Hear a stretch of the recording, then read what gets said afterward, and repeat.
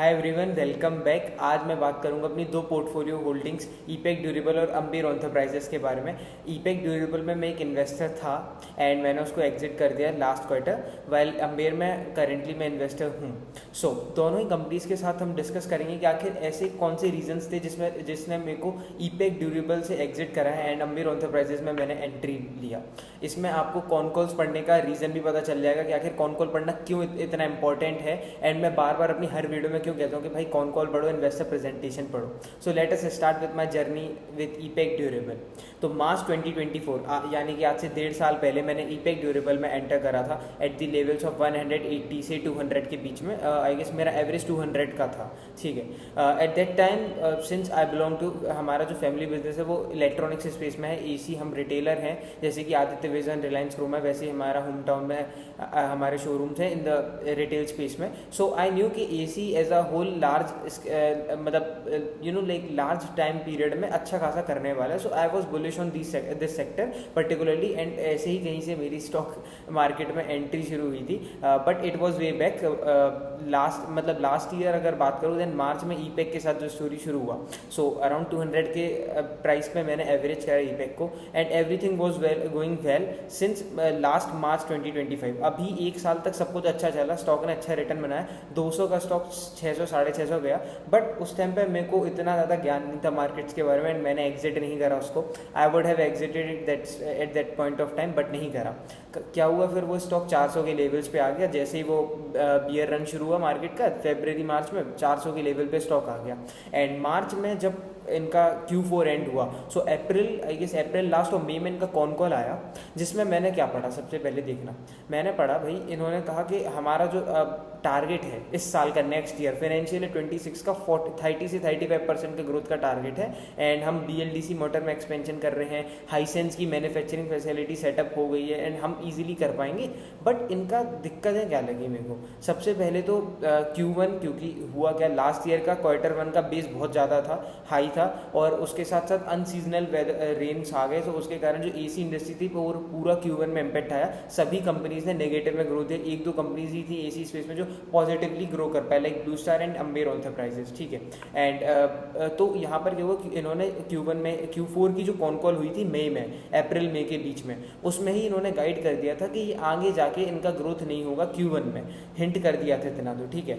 मेरे को लगा इन्होंने हिंट कर दिया, मैंने क्या कैलकुलेशंस अपने बैठाए, मैंने कहा यार इनके लिए Q1 सबसे ज़्यादा हैवी क्वार्टर होता है, सारा रेवेन्यू इनका Q1 से आता है। AC कंपनीज में मोस्ट ऑफ द रेवेन्यू 35% तकरीबन रेवेन्यू Q1 से आता है। सो यहाँ पर ये कह रहे हैं कि इनका इतना ज़्यादा रेवेन्यू Q1 से आता है, वो इम्पैक्ट हो रहा है। उसके बावजूद ये कह रहे हैं कि अपनी गाइडेंस रख रहे हैं 40%, 30 से 35% से पूरे साल में फाइनेंशियल 26 में ग्रो कर लेंगे, इन्होंने ये गाइडेंस दिया। मेरे अपने कैलकुलेशंस के हिसाब से मेरे को लगा कि since Q1 is the heaviest quarter, तो मुझे लगा कि ये आगे जाके अपनी गाइडेंस को मीट नहीं कर पाएंगे। So at that point of time 394 around 400 के लेवल्स पे मैंने आधा पैसा निकाला अपना एंड उसी टाइम पे मैंने अंबेर में लगाया। अंबेर का हम बात में करेंगे, लेट मी कंप्लीट ईपेक का स्टोरी, ठीक है। अप्रैल मई में तो ये सीन हो गया, देन आता है Q1 का कॉन कॉल, वो जो कि हुआ था जुलाई अगस्त में। क्या कहा इन्होंने जुलाई में आके कि Q1 तो इनका इम्पैक्ट हो गया, 2-3% से सेल्स इम्पैक्ट हुआ एंड प्रॉफिट आफ्टर टैक्स भी थोड़ा मोड़ा इम्पैक्ट हुआ, ठीक है। और EBITDA मार्जिन्स में भी सच कुछ इंप्रूवमेंट नहीं है, जो कि इनकी गाइडेंस के हिसाब से था कि आना चाहिए था। तो मैंने कहा यार Q1 के रिजल्ट्स तो इन्होंने हिंट दे ही दिया था, गलती है। मैंने इनको एक और मौका दिया एक्चुअली, अप्रैल मई से लास्ट Q4 के कॉन कॉल से Q1 तक मैंने इनको एक मौका दिया कि भाई क्या पता कुछ कर जाएं। एंड कॉन कॉल में हो सकता कुछ Q1 की कॉन कॉल में ऑप्टिमिस्टिक साउंड करें और मतलब कुछ ऐसा कह दें कि यार हमारा ये प्लान है जिससे हम कर लेंगे गाइडेंस को। मेरे को ऐसा लगा, मैंने इनको एक मौका दिया एंड आप एज अ रिजल्ट देखो Q1 का जब कॉन कॉल है जुलाई में, तब मैंने जो आधा बचा स्टॉक था वो भी एग्जिट करा एट द लेवल्स ऑफ 360।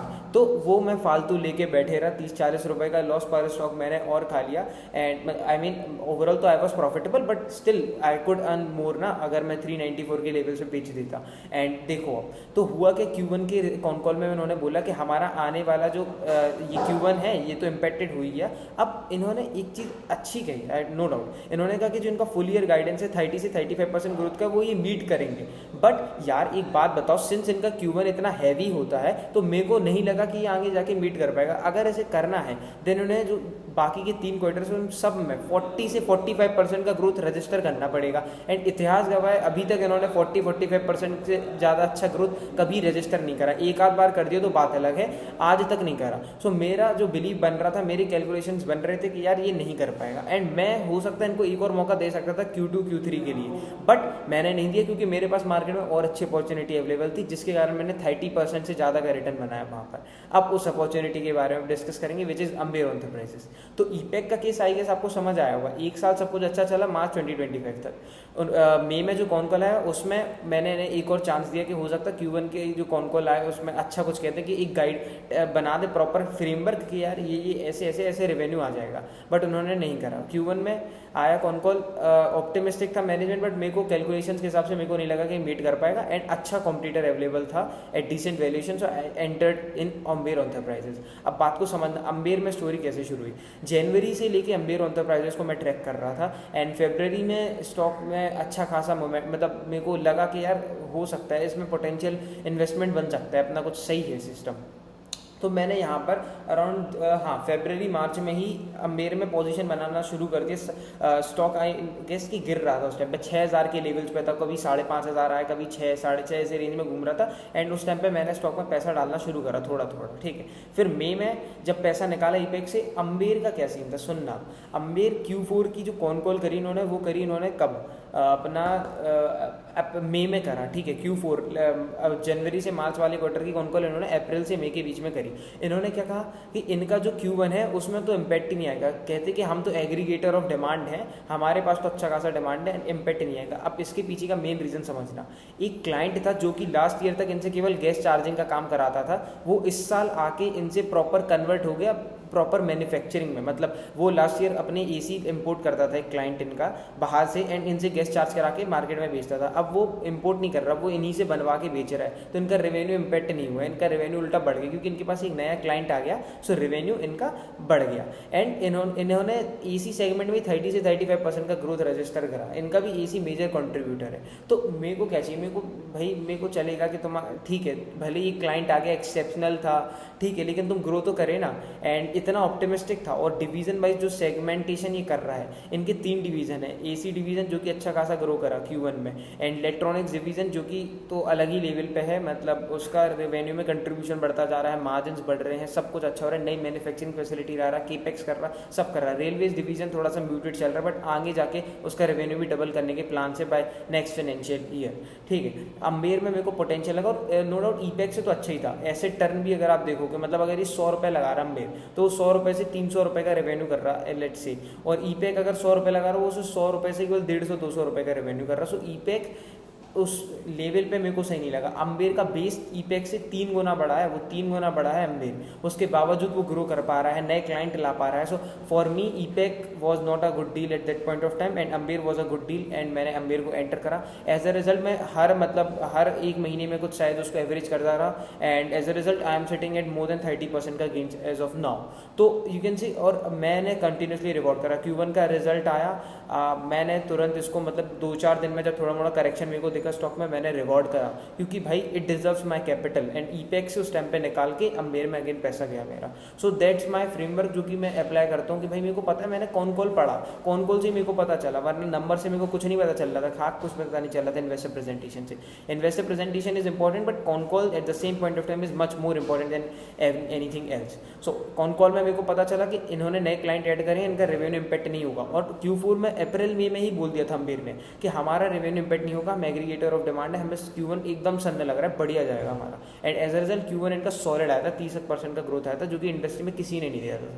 तो मैंने इसमें पैसा डाला, एंड मेरा पैसा बना। एंड आगे जाके अब बायस मैं कभी डेवलप नहीं करूँगा। Q2 में हो सकता है ईपेक आके बोल दे, अच्छा ग्रोथ दे दे, ईपेक 40% का ग्रोथ दे दे, कुछ दे दे, एंड आके बोले कि हमारे पास ये फ्रेमवर्क है, हम इजीली कर लेंगे अपना गाइडेंस मीट। नो डाउट मैं सबसे पहले मैं हूँगा जो ईपेक में पैसा डालूंगा, नो डाउट, क्योंकि मेरे को पता है कि एक्टिव इन्वेस्टिंग से ही पैसा बनता है। एंड अगर गाइडेंस वो बोल देगा कि मैं मीट करने वाला हूँ, ईपेक ऐसा गुड ऑप्शन, में धीरे धीरे पोजीशन बिल्ड करना शुरू कर दूंगा, सिंपल है। अंबेर अगर कॉन कॉल में देखते हैं कैसा क्या सीन होता है, अगर वो कहते हैं हमारी ग्रोथ जा रही है या फिर ग्रोथ और आ रही है, तो उस हिसाब से पोजीशन कट ऐड होल्ड वगैरह करूँगा।